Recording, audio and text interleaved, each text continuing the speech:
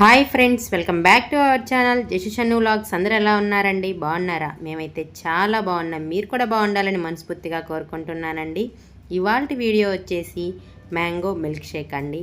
ఈ మండు టెండల్లో మ్యాంగోస్తో చేసిన ఈ మిల్క్ షేక్ తాగుతుంటే చాలా చల్లగా హాయిగా ఎంతో రుచిగా ఉంటుందండి.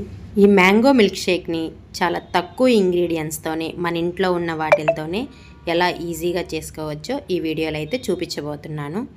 సరే, వీడియోలోకి వెళ్ళే ముందు మా ఛానల్ని ఎవరైనా ఫస్ట్ టైం చూస్తున్నట్లయితే ప్లీజ్ సబ్స్క్రైబ్ చేసుకోండి. జషను వ్లాగ్స్.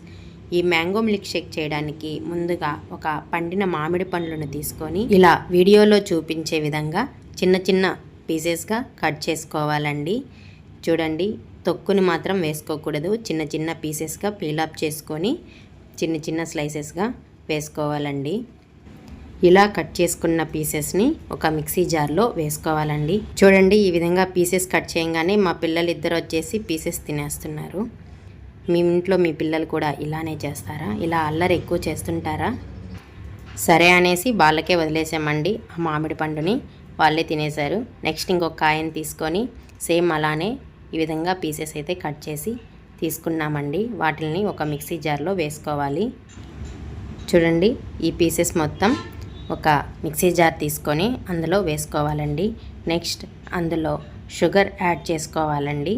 షుగర్ వచ్చేసి మీకు మామిడి పండు రుచిని పట్టండి. మామిడి పండు తీయగా ఉంటే టూ స్పూన్స్ అలా సరిపోతుంది. లేదు అంటే మామిడి పండు కాస్త పుల్లగా అలా ఉంటే మాత్రం 3 టీ స్పూన్స్ అలా వేసుకోండి.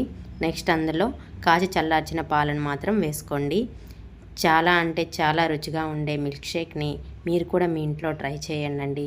చాలా అంటే చాలా రుచిగా వస్తుంది. చాలా తక్కువ ఇంగ్రీడియంట్స్ అండి. జస్ట్ మామిడి పండు, చక్కెర, పాలతో చేసుకునేది. చాలా ఈజీగా రెడీ అయిపోతుందండి. చూడండి, మ్యాంగో మిల్క్ షేక్ అయితే అయిపోయింది.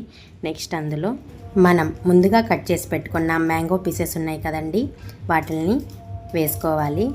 నెక్స్ట్ ఒక బాదం పప్పుని తీసుకొని సన్నగా కట్ చేసుకొని ఇలా పైన సర్వ్ చేసుకుంటే ఎంతో రుచిగా ఉండే మ్యాంగో మిల్క్ షేక్ అయితే రెడీ అయిపోయిందండి. దీన్ని కనీసం ఒక 2 అవర్స్ అలా ఫ్రిడ్జ్లో పెట్టుకొని తీసుకుంటే చల్లగా ఈ మండు టెండల్లో తాగుతుంటే చాలా అంటే చాలా రుచిగా ఉంటుందండి. మీరు కూడా మీ ఇంట్లో ట్రై చేసి ఎలా వచ్చింది ఏంటి అనేది కామెంట్ సెక్షన్లో కామెంట్ చేసి చెప్పండి. Please like, share, subscribe my channel. Bye అండి.